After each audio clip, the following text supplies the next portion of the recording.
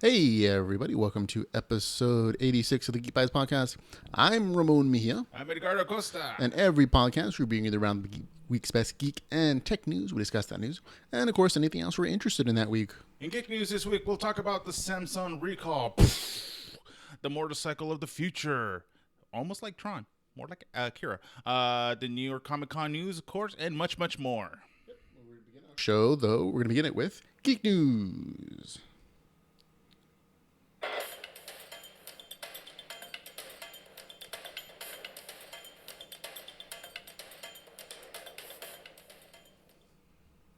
Yeah, we are. Note 7 is dead. Samsung announced that it halted sales and production of the Galaxy Note 7. The move comes after at least 5 reports of overheating and fires caused by the new, supposedly fixed Note 7 replacement devices. Both the Korea Agency for Technology and Standards of the U.S. Consumer Product Safety Commission issued warnings not to use the Note 7 due to the safety concerns. Owners are urged to turn in their phones and return them to the place of purchase. In a related announcement, Oculus updated its Gear VR app to prevent it from being used on the Note 7 models. Oh my God, they're exploding literally in your face. XDA developer says Samsung sent them a return kit for the Galaxy Note 7. This includes gloves, a static shield bag, 3 boxes. The outermost box is lined with a ceramic fiber paper. Additionally, it's an attempt to keep the people in the Samsung family. They're offering customers an additional $100 if they trade in their Note 7 for another Samsung phone. Yeah, so Samsung is not having the best week, especially with the Note 7 line. Do you think this is going to break that company, man? I don't necessarily break the company because right now, obviously, this phone that we're recording, that we're showing, is the Samsung Galaxy 4. We didn't skip, like I was tempted, but for upgrades. But I'm happy with my phone. The only issue that I've had with batteries, and I paid a replacement battery, $10-20 tops, and so far it's operating almost like a brand new phone. But as for the 7s, oh my God, why did they skip the 6 just to get up there with the 7s? It's like, hopefully. I wonder if they're going to backtrack because I still love the Galaxy Note. Obviously, it's what I use. I will eventually upgrade, but I mean, heaven forbid, my phone's not cracked, it's not broken, battery issue. That's the only big deal. There's absolutely nothing wrong with mine. Okay, so you don't think that the whole Samsung line is tainted by the exploding phone thing? It's funny for a person that's not a Samsung person, they would probably be like, "Aha! I told you your exploding phones they suck. Never Samsung again."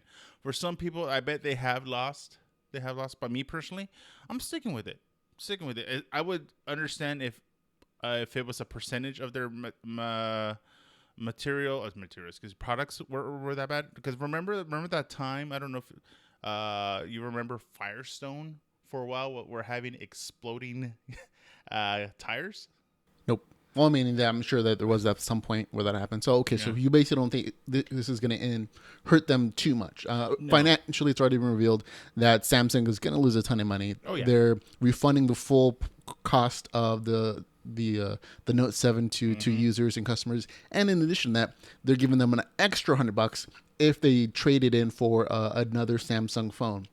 So they're just to kind of keep their current customer base is going to cost them quite a bit of money. And it's going to take them a while to kind of come back from that on the phone side. Thankfully, Samsung is a much more diverse company. They don't just do phones. They don't just do chips or televisions. They do washing machines. In certain parts of Japan, they also make a ton of things. Like South Korea, they're in 7-Elevens where they make underwear and toilet paper, and a bunch of other weird things you probably never thought Samsung was making in other parts of the world. So they're a very diversified company, I should say. So I think they're going to be financially okay in the long term. Just in the short term, their phones might not sell as well. Yeah. I think they'll still come out with stuff. They'll obviously, now everybody's going to cash in on it, kind of making fun of them because obviously, how are you not going to poke any jabs at them? Obviously, you got your Google Pixel, you got your iPhones. They're probably going to say, "Hey, we won't explode," but I can't wait for someone to make that commercial, and that's their main feature on the commercial for their phone. We don't explode, so buy us. The commercial should just be like, Glad that's not us. Yeah, that might be someone's tagline. Yeah. Okay, moving on to some other tech news. We're going to be talking about the motorcycle of the future. B&W has released a video of its latest concept motorcycle, the Motorrad Vision Next 100. That is quite a title. It is said to be so safe by BMW that you don't even need to wear a helmet. It is self-riding, which means it will never fall over, whether it's staying still or on the road. You might have seen this kind of technology with that. There's a robot dog that the soldiers kick, and it just kind of balances itself. It's kind of the same thing.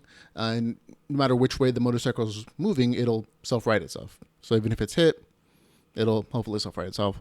It'll also use augmented reality goggles, a carbon fiber body. It's all electric with zero carbon emissions, and it's going to be available to you in a very short period of time, only 30 years from now.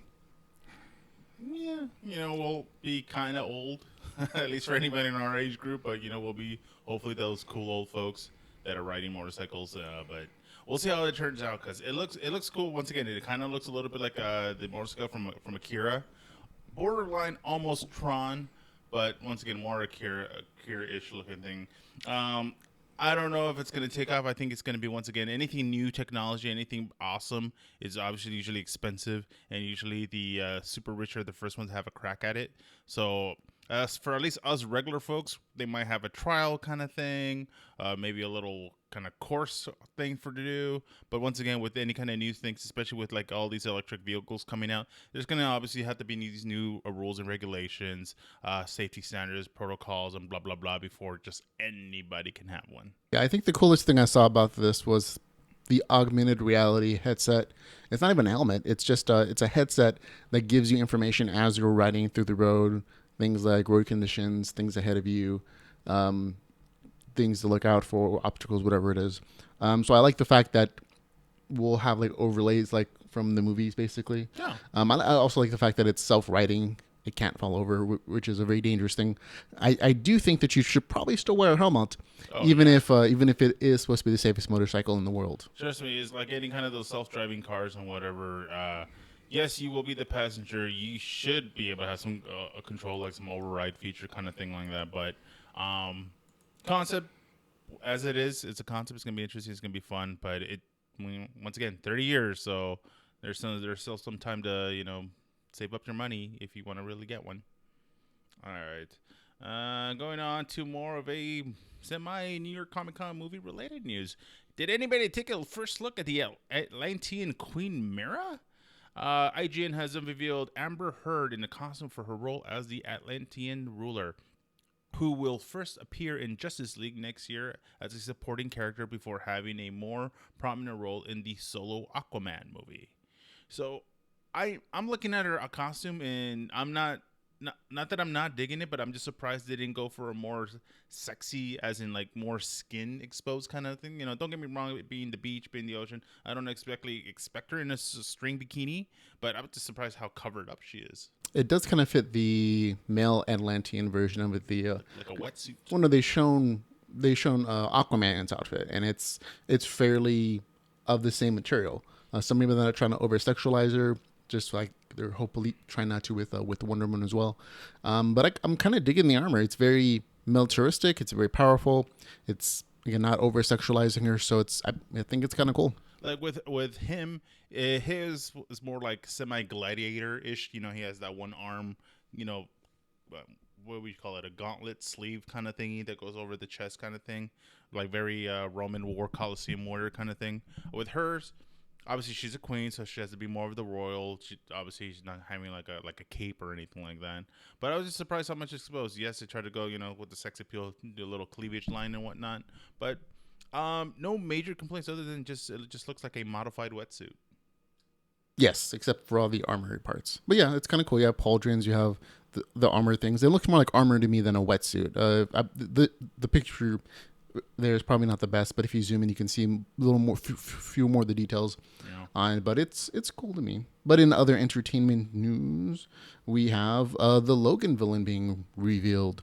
Logan, if you're not aware, is the last Wolverine movie picture It's going to show Hugh Jackman in his last role as Wolverine. It was, I think it was called before, like a Wolverine 3 or 4 or something. Yeah, or And the Old new Man title Logan. was recently revealed as just being Logan, with him with his claws out. He's a little older and he has a child's hand.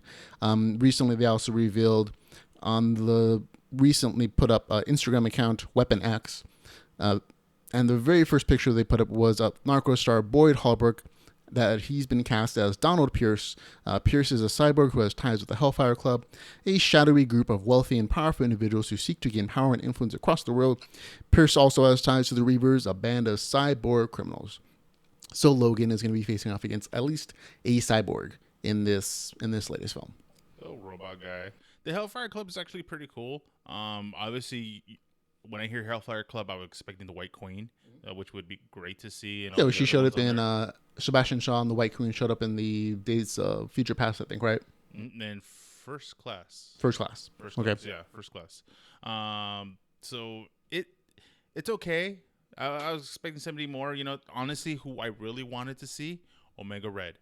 Omega Red would have been awesome visually. His tentacle things coming out of his cauldron, whatever kind of, not cauldron, but whatever, his whip thingies that come out of his farms.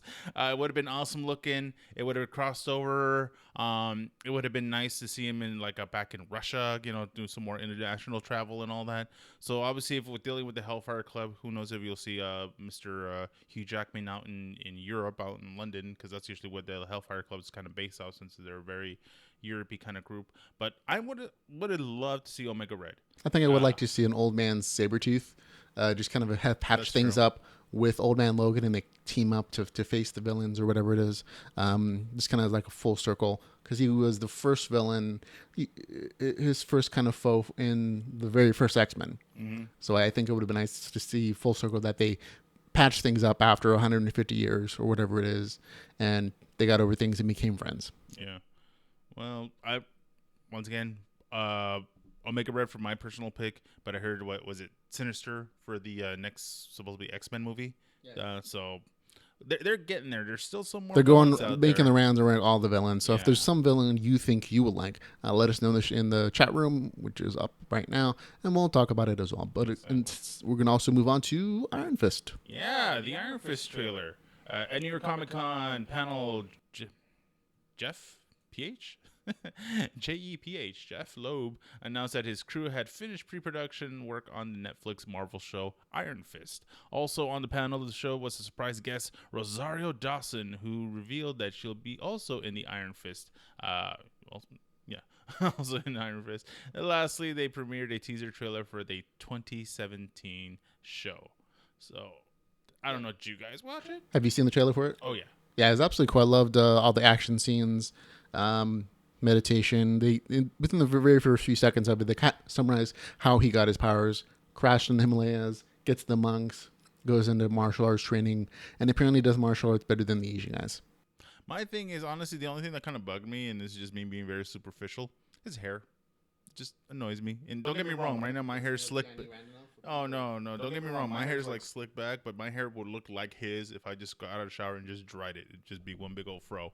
But, I wasn't expecting him to iron it out or anything like that, with his fist. But just to look better. I did like how they did how he does have the I guess it would be the dragon kind of tattoo. I would love to see it move on his body, so it's not always in the same place every time you look at. Like it's animated and it kind of moves when he activates his powers, maybe. Yeah. But seeing a martial artist, seeing dragons, of course, in my mind, I want to see Double Dragon again. I remember seeing the old school version long time ago in the 80s. No, not 80s, excuse me, 80s. Early 90s. I think it was an early 90s flick. It wasn't actually the greatest of movies or anything. When it comes to video game movies, didn't really turn out that great.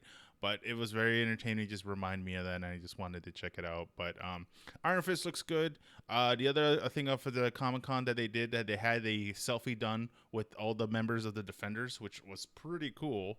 So it makes you just can't wait to geek out on and just wait until to come out. Hopefully you guys finished Luke Cage. I did. Did you finish Luke Cage? I think a couple ladies finished Luke Cage, had some coffee. I watched the series at least. So it was very enjoyable. Maybe want some coffee as well. Don't look at me when you say that. But you look so nice and handsome, my friend. Okay, moving on to our next story, though. It's going to be the Defenders villain has been revealed. Also at the New York Comic Con. There are a bunch of reveals in New York Comic Con. We're reporting them slightly late because they happened Saturday. We recorded on Friday, as we We are have now. jobs. Yeah. But at the Marvel panel for the New York Comic Con, it was revealed that actress Sigourney Weaver is going to play the villain in the Netflix and Marvel superhero team-up show, The Defenders, which is going to come out in 2017. So all the Defenders were up there on stage, and then she walks out in the background, and the crowd goes wild, everybody goes crazy, and it's revealed that she's their big villain. So if you're not sure who the Defenders are, they are the superhero team that combines Daredevil, Jessica Jones, Luke Cage, and Iron Fist. So those four other Netflix shows that they're already putting out before this, they're going to team up for some big bad actiony stuff in the Defenders, which comes out I think late 2017. Iron Fist comes out in March. They're going to have I think a second Jessica Jones series come out between that and the Defenders, and then the Defenders, and then in 2018 I believe is Daredevil season 3. Okay, I'm gonna be honest. I'm not a big Defenders fan. Like, I like them as individuals, but I have no clue who she's gonna be because when they said her as a villain, I'm like, in my mind, especially if you're watching her come out, in my mind, I'm thinking Ripley. I'm like, oh, Ripley is gonna be aliens in the Defenders. They're gonna have the Queen alien out there. I'm like, no. That would be interesting.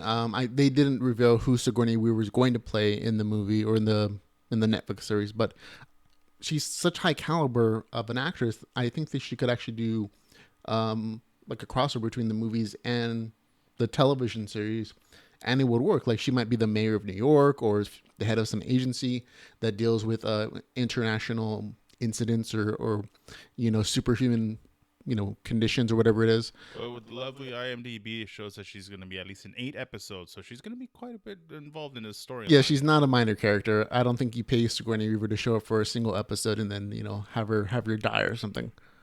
Hopefully, she's a drug lord, like a cartel-ish style drug lord. That is absolutely a possibility, especially with the Luke Cage season that came out. Drug lords are an entirely possibility. Yeah. But I feel like she has to be bigger than just a drug lord. She's going against all the Defenders. So she either has to be some Machiavellian villain, maybe the Kingpin's cousin. I don't know. I think the Kingpin would actually be a really good villain for the Defenders. They'll write it in somehow. I'm thinking, obviously, I'm noticing maybe because right now the time of year that we're going through, like right now, politics is a big thing. So who knows? She might be running for mayor, and she's a very corrupt mayor, like corrupt politicians as things go. Hopefully, she's not quoting Mr. Trump and telling people to grab her by the pussy. But either way, we'll see how it turns out. All right. Talking more Comic-Con, New York style, is the first look at the Power Rangers trailer. New York Comic-Con was definitely the place to be for the reveals. At the con, Lionsgate premiered the very first trailer of their upcoming Morphin movie, Power Rangers. Many have criticized the trailer as being more Breakfast Club than Power Ranger, and I gotta admit, I was feeling the same thing. If you guys seen the trailer, it looked good. Dark, as in like kind of like not Batman vs Superman dark, but it had that like really dark tones, lights, and everything. The outfits themselves, it reminded me of like the symbiote kind of from like Spider-Man kind of deal. It wasn't like a weird, armor. It wasn't a traditional helmet.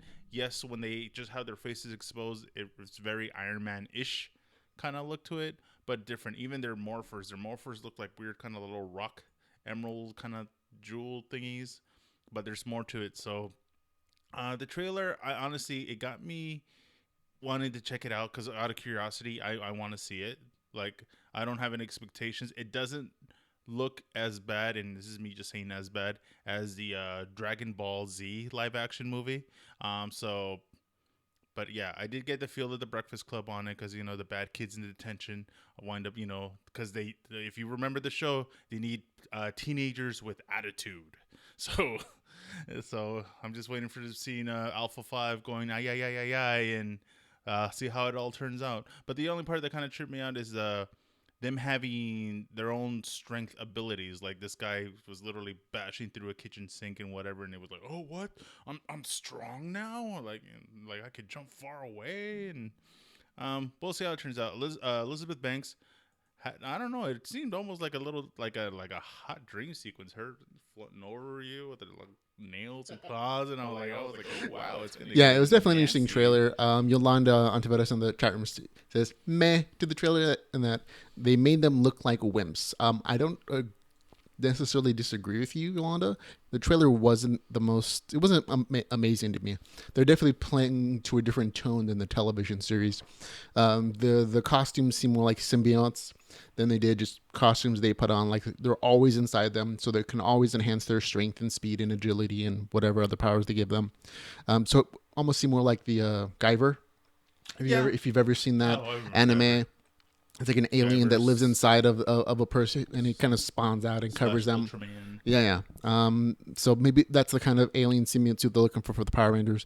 But it is definitely a different take on this series, which is good because I mean a lot of people who grew up with that always feel now that it's kind of campy and it's oriented for children, and Which it is. yeah, But it is to a degree, which is fine for the television show. There's like 17 of their series, and they're making money yeah. hand over fist on Manda. they've been on since 20 for over 25 years. Yeah, So but if you for watch it from the day one, guess what? You are an adult. Yeah, but for the movie franchise, the movies always felt like they should be more, should they be better. People have been clamoring for a more adult version of the Power Rangers, something that felt more mature than just, Monster of the Week stuff. And maybe this is it. The visuals definitely don't look like the television series, which is good to me. As long as the tone is nice and that's a good storyline. I think the Breakfast Club stuff at the beginning definitely is going to appeal to the teen audience, which is something they need for, the money portion of it to get that crowd into the movie theater on date night. So I get why they put that in, but it doesn't necessarily mean it's going to be a horror movie. And again, martial arts stuff, actiony stuff, that's all special effects, acting. So that can all be put in later, not necessarily in the trailer where they spoil all the great action scenes necessarily. And I did like Rita Repulsa. She seemed very evil, which is great. Yeah, I want to see more the villain aspect because obviously, if you watch the show, there's the minions were the putties. The putties were like a really just generic kind of looks like a guy in a gray morph suit. I say leave the putties out of it entirely. I mean, they're not that interesting as far as like initial villains. You can do whatever you want. I mean, other kind of monsters, but the putties are just they're a little too campy for I think this Oh style yeah, of the movie. I think they're going to choose some other kind of alien villain, or if not at all, maybe they'll just go straight from them to Rita Repulsa to some monsters that she creates, or maybe she turns some other teenagers in the high school into monsters, whatever it is. yeah, that makes But sense. we'll have to wait and see. But again, it did get me more interested than I was previously to the trailer. So now, speaking of our last trailer, it's going to be Rogue One. This week, actually just I believe a couple days ago, a new Rogue One video was released, and there are already tons of speculation about the new scenes and what they mean. We get our first glimpse in the new trailer of Galen Erso, a brilliant weapons designer who is apparently instrumental in bringing the Death Star about and aligned. This is likely a flashback to when Krennic recruited Erso for the job. So we're gonna get some behind the in the past kind of looks how they got Jin Erso's father to work on the Death Star project. Apparently they threatened his daughter if he didn't comply, and so he's been trying to protect her apparently this entire time by creating a weapon that will destroy planets. So great job on that, Dad of the Year. Afterwards, Jane wakes up from the apparent flashback in an Imperial prison, judging by the torn stormtroopers chasing outside. After that, she's recruited into the rebellion, and they see that Mon Mothma is using her connection to her father to get information about this new super weapon, which they don't apparently have a lot of information about. There's another great new scene in this trailer that reveals Jane Erso's rallying cry when the rebels learn about the Death Star. We have hope. Jyn Erso says to rebels, rebellions are built on hope. And then you're going to see another battle, a huge battle montage scene with blasters, AT-ATs, space fighters, people shooting, killing. Even the robot gets into the battle and starts killing people from the spaceship. So there's tons of action adventure in this particular trailer as well. But I did like the fact that they were kind of hyping up that she is possibly, showing people hope. As a hope for defeating the Death Star before it's completed, and that fails obviously. And so then we get our next episode, which is called what? A New Hope. So I That's think true. that's definitely playing into this particular film and what it does. I'm just glad it's not like. Don't get me wrong; it's gonna make them ridiculous money no matter what. But they didn't cut it up into like a its own kind of trilogy. You know, like a part one, part two, part three. No, this is always going to be a standalone film, and that's all it needed to be. I think people love Star Wars. They love that, obviously, but a lot of fans are more mature. They see the kind of the similarities between the new episodes and the old episodes, and they're kind of tired of the same old, same old. So something new like this is quite refreshing.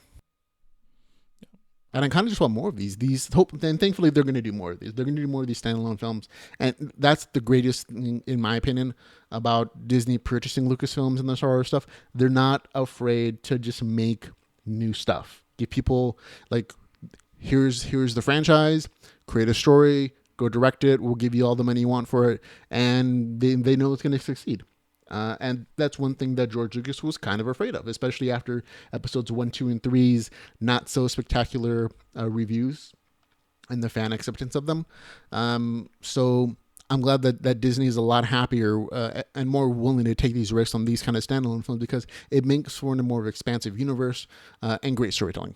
But remember, this one also, during even the hype of it, we were hearing there were reshoots because the head honchos, I guess, weren't happy with something. So it obviously all turned out to the best because Disney has the money to throw at it, so why not? They could redo the whole thing from scratch if they wanted to. But so far it looks good. I can't wait to see it. Right now, obviously, Rogue One toys are out, so the big toy collectors are all like, oh, they need to get the limited edition figures. They need to get the lead character. They need to get this, but also the both the plus and minus about like the toys, they kind of give you a little bit of a spoiler of the story. How do they give you a spoiler? Right? I've seen like different characters and I've seen action and stuff, but I don't know that what is it spoiled? Well, sometimes when you see a certain a character, like sometimes if you're the guy, you'll actually read the description on the back and it'll say like, oh, son of so and so, daughter of so and so. I remember when Force Awakens came out, there was a thing that's supposed to be on Amazon that they claimed that Finn was supposed to be the son of what's his name, Lando Calrissian? yeah, Calrissian. So it was like, oh no, they already ruined it, blah blah blah. So like, and it was a fake thing. Yeah. It was all once again all about the hype and everything. This looks good. It's a nice kind of blend in between, because it's hard to, like, especially with current technology and all that. This is supposed to be a prequel for a movie that came out in the 70s. I think they do a really good job of keeping that tone and that kind of action and set design. It really does feel that it could be set right before episode 4. Episode 4, yeah. So overall, it looks really good. Trailer is awesome. Can't wait to it. December, not that long. I mean, only a couple months. They say this is supposed to be apparently the last trailer. I doubt that entirely. I mean, we have October, November, December only. They're going to show at least something at least before December as like this final teaser of, hey, here's our final push for Star Wars. Well, there's no Super Bowl, because that was the thing about Force Awakens. They showed it at the Super Bowl and everybody just lost their shit over it. So for this one, if anything, they'll probably have TV spots for whatever kind of thing. Sometimes even MTV coughs up that extra money to show something a little like extra, a clip or a scene. Enjoy the hope before the new hope. Pretty much, yeah. So overall, I can't wait to check it out for myself and for others, Star Wars fans. It's just a matter of time. Just, in less than a week or so, no, 2 weeks, you got Doctor Strange, and this till December, and at least for me, for November, I'm gonna want to check out Moana. There you go. There's your movie highlights from Edgar Acosta's recommendations for those movies, folks. And that's going to be it for the show, though. Thank you very much for listening and or watching. We can't do this without you guys, your eyeballs and your ears. So thanks very much for taking the time. All right, man. And of course, if you want to help support us at geekbytespodcast.com, you can do so at geekbytespodcast.com/supports. There you go, folks. Thanks a lot again. If you have any questions or comments for us, you can always shoot us an email at feedback@geekbytespodcast.com. We love hearing from you, and thank you, everybody.